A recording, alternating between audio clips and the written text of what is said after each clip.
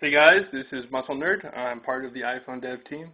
What I'm about to show you is the first public demonstration of a jailbroken iPod Touch 2nd generation.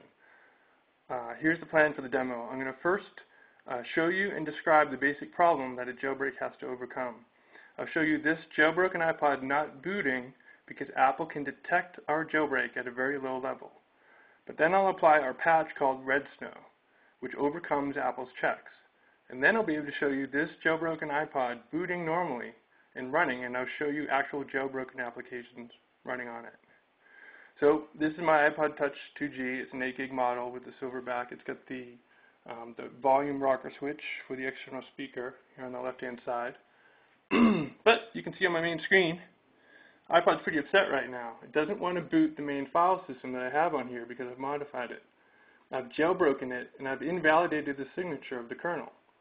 The iPod can detect this, and it refuses to run it. So even though the file system on here is jailbroken, the iPod as a whole is not bootable right now. I'm going to show you some more detail here on my MacBook. This is the output of a program written by Apple. It's a low-level boot monitor called iBoot. iBoot's complaining pretty clearly that the kernel is invalid. And again, this is because I patched the kernel for the jailbreak. I've wrecked the signature of the kernel, and iBoot can detect this. iBoot will refuse to boot anything not properly signed by Apple, including my patched kernel.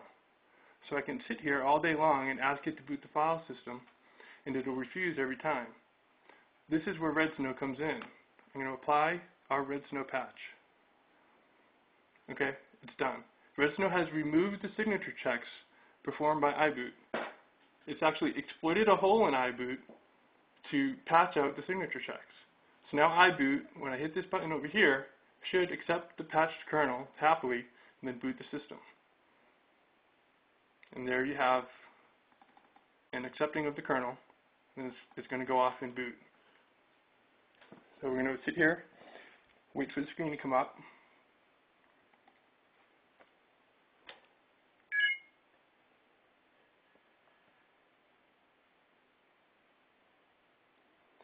And I'm going to walk through a few applications that you can't normally get from the Apple App Store, and I'll show you the jailbreak. First, I will show you mobile terminal. Mobile terminal, we showed a screenshot from this on our blog. It gives you a native command line shell with full root access to the entire file system. Apple normally prevents that kind of access in any of the applications that you can get from the App Store. I'm going to show you Cydia now. Cydia is one of the two main installers that you get non-App Store apps from on any jailbroken system. So it's going to go off to the network, get any updates that are outstanding, and we'll wait for that to happen. We'll go to Sections, All Packages, and these are the applications that you can get, non-official applications that you won't find on the App Store. And the list is pretty big. I can't go through all the screens. And finally, what I'll show you is the NES emulator. Now, remember, this is the iPod 2G, so it has an external speaker on it. And so we'll pull up a game like Galaga. Start.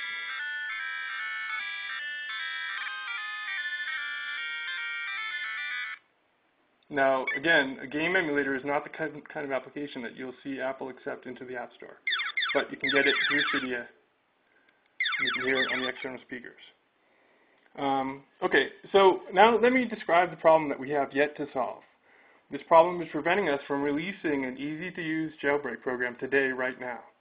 Now, you saw back here on my MacBook, let's turn this off. You saw this tool, this GUI program called Recovery Tool. This tool was written by a dev team member, WizDaz, and it's our interface to iBoot. It allows us to talk to iBoot and apply the Red Snow patch in RAM to get past the signature checking. The problem is, right now, in its current form, you need to use something like Recovery Tool to apply the patch every time the system boots. So right now, this is a sort of a tethered jailbreak, and it's not very useful to most people. Our goal is to get rid of the requirement for being tethered to another computer when the iPod Touch 2G reboots. Okay, that's the demo. Our blog is blog.iphone-dev.org, and you can get to it by clicking on the link over in the left-hand side of the quick window. We'll have more updates as they become available, so thanks for watching.